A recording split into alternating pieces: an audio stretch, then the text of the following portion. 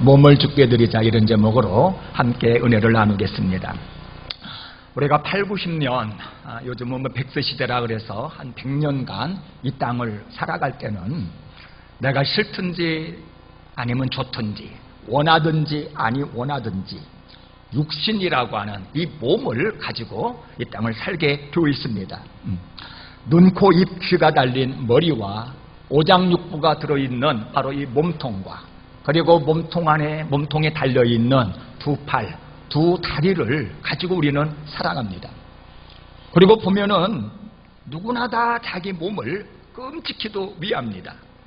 그저 때를 따라 적당하게 먹여주고요, 계절을 따라 필요한 옷으로 입혀주고, 그리고 몸이 잘못될라 발라주기도 하고, 그리고 몸이 병들면은 얼른 병원에 가서 치료도 해주고, 요즘은 마음에 들지 않는 부분, 좀 못생겼다 싶은 부분은 가서 수술까지도 해주더란 말이지요.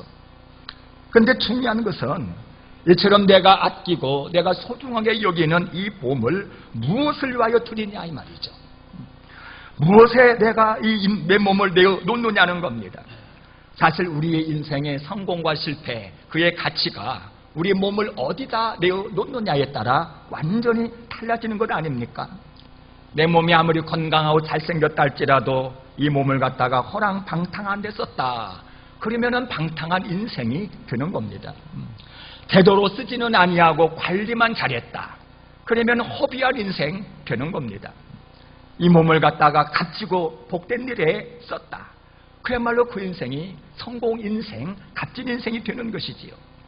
따라서 우리가 이 땅을 살아가면서 이 몸을 잘 관리는 해야 되겠지만, 관리 잘하는 그 이상에 이 몸을 잘 써야, 가치 있는 일에 내어놓아야 될 줄로 믿습니다. 그래서 오늘은 우리의 몸을 값지게 쓰기 위하여서 이 몸, 이 육체가 과연 무엇인지 말씀을 통하여 정확하게 알아보기를 원합니다. 말씀의 은혜를 받으시고 몸에 대한 정확한 지식을 가지고 값진 일에 여러분들의 몸을 내어놓음으로 말미암아 남은 인생의 여러분들의 삶이 참으로 값지고 복되고 우리 하나님 앞에 칭찬받는 삶이 되어지기를 주 이름으로 축복합니다. 자, 우리 몸이란 과연 무엇일까? 첫 번째로 우리의 몸은 주님의 지체라고 하는 거예요. 여러분 놀랍지 않습니까? 이 몸이 바로 예수님의 손과 발이라는 겁니다. 여러분 전부 다 예수님을 믿으시지요? 믿으시니까 오늘 이 자리 예배당에 와서 찬양도 하고 봉사도 하고 헌신도 한단 말이죠. 그런데 여러분, 예수님을 믿는다는 것의 정확한 의미가 무엇입니까? 그것은 예수님을 내 마음의 중심에 영접했다는 것이거든요. 예수님을 영접했다고 하는 것은 예수님이 나의 주인님이 되시고 나의 신랑이 되었다는 것입니다. 다시 말해서 내가 예수님과 연합되어져서 예수님과 한 몸 된 것, 이걸 갖다가 우리는 예수님을 믿는다, 이렇게 표현을 하는 겁니다. 그래서 17절은 이렇게 얘기를 합니다. 17절 같이 한번 읽어봅니다. 시작. 주와 합하는 자는 한 영이니라 그랬어요. 예수를 구주로 받아들이고 믿음으로 살아갈 때에 영적인 놀라운 변화가 있다는 겁니다. 주님 내 안에 계시고 내가 주님 안에 있고, 그러면은 주님이 나를 주장하시고 인도하여 주시고, 한마디로 말해서 주님과 내가 신령하게 한 몸이 된다라는 겁니다. 여러분, 그러면 나만 예수님과 한 몸이 되었나요? 그렇지 않습니다. 예수 믿는 한 사람 한 사람 전부가 다 예수님과 한 몸이 되었습니다. 이 자리에 있는 모든 권사님들, 모든 집사님들, 모든 우리 장로님들 전부 다 예수님이 내 안에 계실 때에, 내가 주님과 연합되어 있을 때에 우리는 전부 다 예수님의 지체가 된 것입니다. 그래서 여러분 15절은 이렇게 얘기를 합니다. 우리 15절 우리 같이 한번 읽습니다. 시작. 너희 몸이 그리스도의 지체인 줄을 알지 못하느냐? 내가 그리스도의 지체를 가지고 창녀의 지체를 만들겠느냐? 결코 그럴 수 없느니라. 여기 알지 못하느냐? 이 말은 뭔가 하니 너 마땅히 알아야 된다, 이런 얘기지요. 그런데 고린도 교회 성도들은 예수님을 믿고 있음에도 불구하고 믿는 자들은 이미 예수님의 지체가 되었다라고 하는 이 엄청난 일을 잘 알지를 못했다는 겁니다. 여러분, 우리가 어느 회사에 입사했다, 이런 얘기는 그 회사에 소속되었다는 것입니다. 그렇다면 당연히 그 회사의 지침대로 열심히 이루어야 되는 겁니다. 그 회사의 방침대로 그 회사를 위하여 헌신할 줄 알아야 되는 거예요. 그런데 그 회사에 입사했음에도 불구하고 소속감도 없이 자기 마음대로 그저 자기 마음대로 좌행좌지하고 다른 회사에나 기웃기웃한다 그러면은 그 사람은 엄밀히 말해서 그 회사에 소속되지 않았다, 이렇게 말할 것입니다. 남녀가 결혼을 했습니다. 그러면은 여인이 남편에게 속해서 순종하고 남편을 위할 줄을 알아야 되지요. 그런데 아내됨의 비밀을 잘 알지 못하고 허랑방탕에 외도까지 한다면은 이 얼마나 안타깝습니까? 그러면은 여러분, 친정 부모님이 자기 딸을 불러놓고 안타까운 마음으로 호소를 할 것입니다. 네가 한 남자의 아내됨을 네가 알지 못하느냐? 네가 그걸 알아야 되지 않느냐? 여러분, 마찬가지입니다. 우리가 참으로 예수님을 영접하였다면은 이제 우리 몸은 예수님께 소속된 예수님의 지체가 되었다는 것입니다. 예수님의 지체된 그 비밀과 그 영광을 우리가 알아야 된다는 겁니다. 그리고 우리 몸을 육체적 본성을 따라 더럽고 추한 곳에 내어주어서는 아니 된다는 것이죠. 여러분, 너무나 당연한 것 아닙니까? 내 몸이 예수님의 지체가 되었는데 어떻게 내 몸을 갖다가 더럽고 추한 곳에 내어놓을 수가 있겠냐, 이 말이에요. 그런데 고린도 교회 성도 중 일부를 보니까 자기 몸을 음란한 데 내어주는 일이 있더라는 겁니다. 당시 헬라 문화권에서 보면은 도시마다 보면은 신전들이 있지 않습니까? 근데 고린도에도 보면은 14개 이상의 크고 작은 신전들이 있었어요. 근데 그 중에서도 대표적인 신전이 아프로디테라고 하는 신전인데, 이 신전에 가보면은 여자 사제들이 자그마치 1000명이 넘게 있었어요. 근데 이 신전에서 이루어지는 제사의식이 뭐냐면은 매춘 행위였습니다. 그러다 보니까 당시 여사제가 남자들을 대상으로 매춘하는 것은 전혀 죄가 되지를 않았어요. 이것은 나름의 제사의식이었습니다. 그러다 보니까 이 매춘이 일상화되어지고 보편화됐단 말이지요. 사회적 분위기가 이렇다 보니까 고린도의 매춘이 얼마나 성행을 했는지, 고린도인처럼 행하다, 이 말은 매춘을 행하다, 이렇게 통할 정도였습니다. 과거 한국 사람들을 보면은 약속 시간을 정해놓고 5분, 10분, 심지어는 30분 이상 늦는 일이 일상화된 적이 있었어요. 그래서 생겨난 단어가 뭡니까? 코리안 타임. 맞습니다. 코리안 타임. 코리안 타임. 그러면은 약속 시간보다 5분, 10분, 심지어는 30분 늦는다, 이런 식으로 통했던 적이 있었습니다. 마찬가지로 고린도인처럼 행하다, 이 말은 매춘을 의미할 정도로 그 사회에 음란한 이러한 행실들이 만연했다는 겁니다. 그런데 문제는 예수를 믿는다는 사람이, 교회에 다닌다는 사람이 여전히 창기와 음란한 짓을 하고 있더라, 이 말이죠. 육체적 본능을 따라, 세상 물결 따라 거룩한 예수님의 지체를 그렇게 내어놓더라, 이 말이지요. 이것은 있을 수가 없는 일이란 말이에요. 여러분, 이 대목에서 우리가 알아야 될 중요한 영적 원리가 하나 있습니다. 여러분, 남녀가 성관계를 맺으면 그것으로 그냥 끝나냐? 그게 아니라는 겁니다. 성관계를 맺은 남녀는 그지로 한 몸이 된다는 거예요. 이것이 바로 하나님이 정하신 영적인 원리라는 겁니다. 그래서 창세기 2장 24절에 보면은 남자가 부모를 떠나 그 아내와 합하여 둘이 한 몸을 이룰지로다 그랬어요.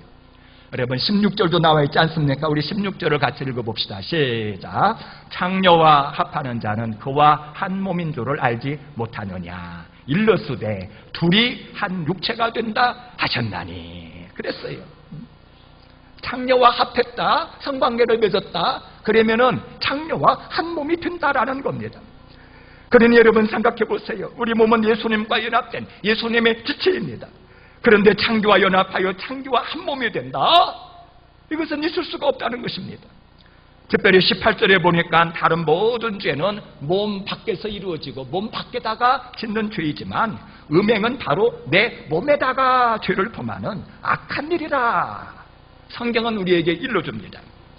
따라서 여러분, 예수 믿는 내 안에는 주님이 계시고 주님이 내 안에 계시기에 내 몸은 주님의 거룩한 기체라. 이 사실을 깊이 인식하시고 세속적인 일이나 음란한 일에 내 몸을 내어놓는 일은 없기를 주의 이름으로 당부합니다. 참 중요한 일이지요. 자, 우리의 몸이 무엇인가? 두 번째로 성령의 전이라고 하는 겁니다. 성령님께서 와서 내주하고 계시는 성령님의 전이라는 겁니다. 여러분, 구약 시대에 가보면은 성막 있지 않습니까? 그 성막 내부를 보면은 크게 성소와 지성소가 있어요. 근데 성소 안을 보면은 진설병과 금등대와 분향단이 있고, 지성소 안을 가보면은 거기에 법궤가 있습니다. 근데 하나님이 어디에 임재해 계셨냐면은 바로 지성소입니다.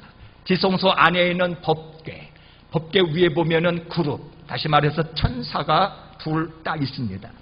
근데 바로 그 법궤 위에 있는 그 그룹 사이, 천사 사이로 우리 하나님이 강림해 계셨어요. 때로는 구름 기둥의 모습으로, 때로는 불기둥 모습으로, 때로는 거룩한 어떤 영광의 임재의 모습으로 그곳에 계시면서 사랑하는 백성들을 만나주시고 사랑하는 자들에게 은혜를 베풀어 주셨습니다. 그러니 여러분, 하나님의 임재에 계신 이 지성소가 얼마나 거룩하겠습니까?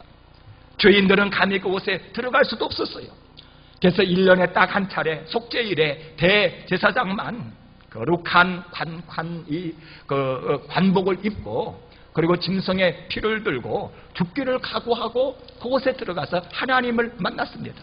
그만큼 지성소는 하나님이 임재해 계시기에 거룩한 곳이었습니다. 그런데 여러분, 신약시대에 거룩한 성령 하나님이 임재해 계시는 곳이 어디냐? 우리 19절 볼까요? 19절 여기 보니까 너희 몸은 너희가 하나님께로부터 받은 바 너희 가운데 계신 성령의 전인 줄 알지 못하느냐. 바로 우리 몸이 성령 하나님이 머물러 계시는 지성소라는 거예요. 그러니 여러분, 우리의 몸이 얼마나 거룩합니까? 예수님의 보혈의 향기가 가득한 곳이 바로 저와 여러분들의 몸인 줄로 깨달으시기를 바랍니다. 그러니 여러분, 우리 성령님이 머물러 계시는 이 거룩한 몸을 갖다가 굴뚝 만들어서 되겠습니까? 술뚝 만들어서 되겠습니까? 마약을 하고 온갖 문신으로 온몸에 새겨서야 되겠느냐 이 말이에요. 여러분, 아무리 고가의 아름다운 그릇이라도 그 그릇에다가 무엇을 담느냐에 따라서 그릇은 완전히 달라집니다. 술 담으면 술독되고, 장 담으면 작독되고, 쌀 담으면 쌀독 되는 것입니다.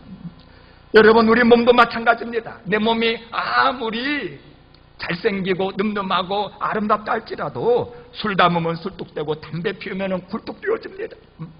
나중에는 중독되어 메인바되어지고 결국은 병들어 고통하다가 그렇게 죽어갈 수 있다는 겁니다. 여러분, 아무리 비싸고 고급스럽고 명품인 승용차가 있다 할지라도 그 승용차는 운전자에 따라서 완전히 달라집니다. 만취한 사람, 정신 나간 사람이 운전하면은 이 값비싼 승용차가 살인 무기가 되는 거예요. 그 안에서 자기도 죽을 수밖에 없는 것입니다. 반면에 사랑이 넘치고 예의 바른 사람이 운전을 한다. 그럼 노약자를 모실 수도 있고요. 죽어가는 사람을 차에 싣고 가서 급히 병원에 가서 살려낼 수도 있고요. 누가 운전하냐가 중요합니다. 근데 여러분, 놀랍고 감사한 것은 내 몸속에 성령님이 내주한다 이 말이에요. 성령님이 우리를 주관하시고 다스리시고 인도해 주신다 이 말입니다.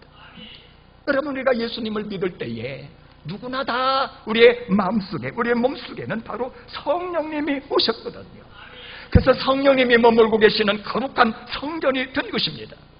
그리고 그 성령님께서 지금도 생각나게 하시고 가르쳐 주시고 진리 가운데로 인도해 주시고 우리를 마음껏 우리 하나님의 영광스러운 곳으로 인도해 주신다 이 말이에요. 그래서 19절에는 이렇게 권고하고 있는 것입니다. 19절에 보니까 너희가 하나님께로부터 받은 바 너희 가운데 계신 성령의 전인 줄을 알지 못하느냐. 알아야 된다. 늘 기억해야 된다라고 하는 것입니다. 그리고 내 안에 계신 성령님이 내 몸을 온전히 주장하도록 내 인생의 행두를 우리 주님 앞에 내어놓으시기를 주 이름으로 축복합니다. 그러면 성령님께서 우리 몸을 얼마나 아름답게 사용하시는 줄을 몰라요. 여러분, 사도행전 8장에 가보면은 빌립 사도가 나오지 않습니까? 이 빌립이 어느 날 열심히 전도하고 있는데 성령님이 하시는 말씀, 가사로 내려가는 길까지 가라 그러는 거예요. 근데 가사로 내려가는 그 길은 광야라 사람들이 별로 안 다니는 길이거든요. 그래도 성령님이 가라 하시니까 순종하고 얼른 가서 보았습니다. 그랬더니 에티오피아의 여왕이 국고를 맡은 내시가 예루살렘에 와서 예배를 드리고 귀향하는 중이더란 말이지요. 그래서 내시의 수레를 가만히 쳐다보고 있는데 성령님이 또 하시는 말씀, 수레로 가까이 가거라. 빌립이 이 음성을 듣자마자 수레로 달려갑니다. 가서 보니까 내시가 성경을 읽고 있는데 깨닫지를 못하는 거예요. 그래서 바로 빌립이 그 성경을 갖다가 풀어주고 거기서부터 복음을 전하여 이 내시로 예수 믿게 했고, 그래서 이 내시가 예수 믿음으로 말미암아 이디오피아가 복음화된 줄로 믿으시기를 바랍니다. 성령님에게 순종하여 성령님께 내어놓았을 때에 얼마나 아름답고 귀하고 복되게 우리가 쓰임받는 줄을 모르는 것입니다. 따라서 이 땅을 살아가는 동안에 내 몸 안에 성령님이 거하시는 줄을 알고 성령님께 내 인생의 핸들을 내어놓음으로 말미암아 가장 아름다웠고 가장 귀하게 쓰임받을 수 있는 저와 여러분들이 되시기를 주 이름으로 축복합니다. 자, 우리의 몸이 무엇인가? 세 번째로 바로 주님의 것이라는 겁니다. 우리는 보편적으로 이 내 몸은 내 것이라 생각합니다. 그래서 내 마음대로 먹이고 내 마음대로 마시고 내 마음대로 자행자제하는 것이 일상화되어 있습니다. 그러나 여러분, 성경은 그렇게 말하지 않습니다. 여러분 19절을 다시 보시기 바랍니다. 너희 몸은 너희가 하나님께로부터 받은 것이다. 하나님께로부터 받은 하나님의 것이지 너희 자신의 것이 아니니라. 분명히 일러주고 있습니다. 여러분 한번 생각해 보세요.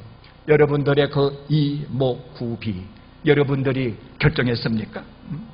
여러분들 몸속에 있는 오장육부 여러분들이 만들었습니까? 여러분들이 갖고 있는 팔다리의 사이즈를 여러분들이 결정했습니까? 우리는 김씨, 입씨, 박씨, 성씨 하나도 고를 수가 없었어요.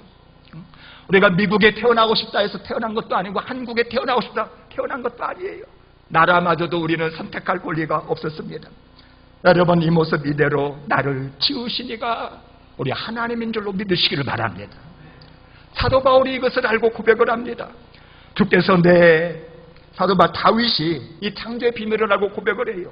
주께서 내 내장을 지으시며 나의 모태에서 나를 만드셨나이다. 여러분, 이 몸이야말로 하나님께서 만드셔서 나에게 맡겨주신 하나님의 것인 것을 믿으시기를 주 이름으로 축복합니다.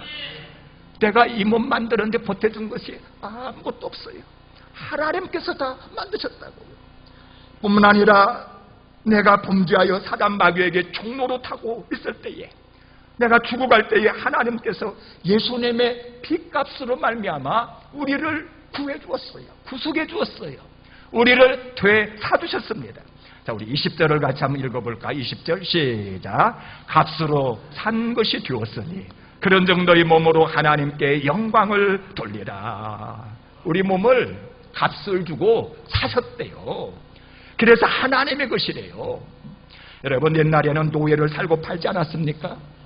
노예들이 사슬에 묶인 채 노예 시장에 지낼 때에 한 사람 한 사람 서 있으면은 노예를 사고자 하는 사람이 다가와서 먼저 눈도 이렇게 까서 건강을 보고 이빨도 조사를 하고 골격을 갖다가 조사한 이후에 내가 이 노예를 사겠소. 그러면 보평 노예 하나에 은 30냥, 한 30냥 정도를 주고 그 노예를 사가지고 자기 소유를 삼았습니다. 근데 우리는 죄로 말미암아 사단에게 종노릇하며 그렇게 죽어가던 불쌍한 인생이었습니다.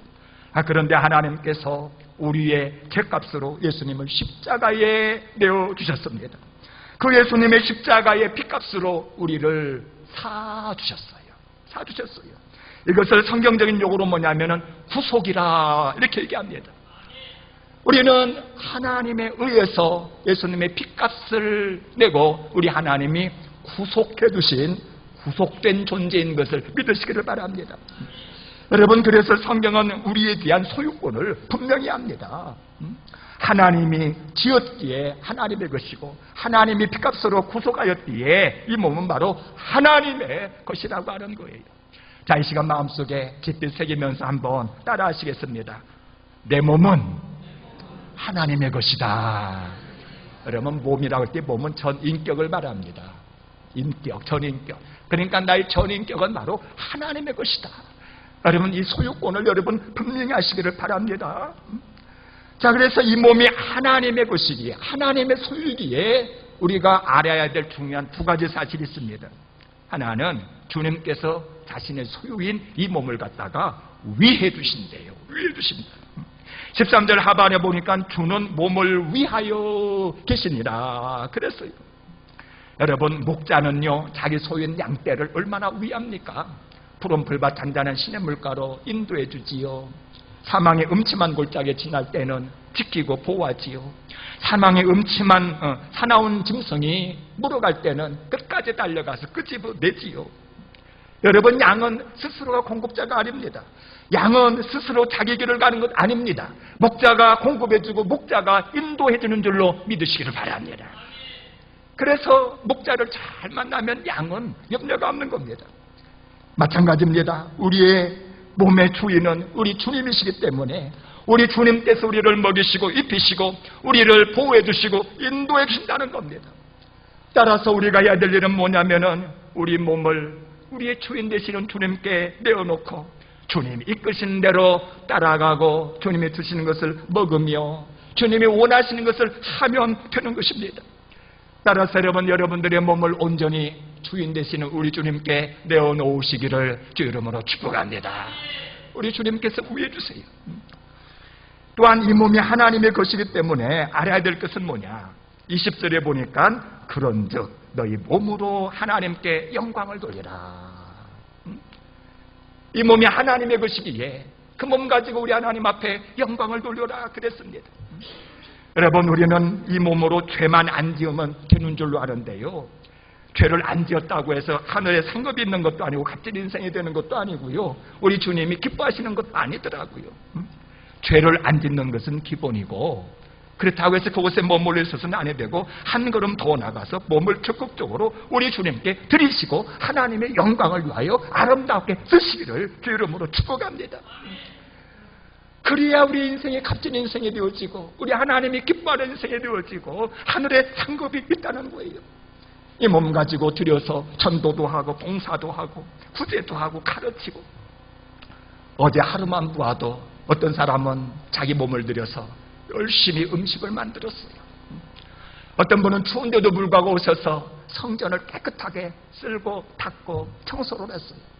어떤 분은 자기 몸을 들여서 아름답게 성탄절 장식을 했어요.